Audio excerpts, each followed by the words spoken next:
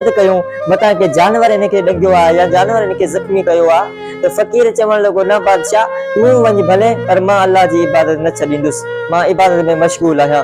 बादशाह के दिल में रहम पैदा थियो ऐं वो जंगल ले हलियो वयो। उन शख्स के खयाई ॾिठाई तो उन शख्स के जानवर जख्मी कयो आहे। वो जख्मी आ उनके खणी अची दरिया के किनारे ते पहुंचाई, उन जे जख्म के धोताई ऐं उनके पानी पीराई तो वो ठीक थी वयो।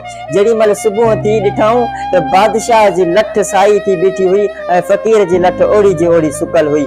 फकीर हैरत में पूछण लगो तो बादशाह तो केड़ी इबादत कई आ जो तुझी लठ एक रात में साई थी फुटी वई आ ऐं मुखे 30 साल थी आहिनि मुंहिंजी लठ न फुटी आ।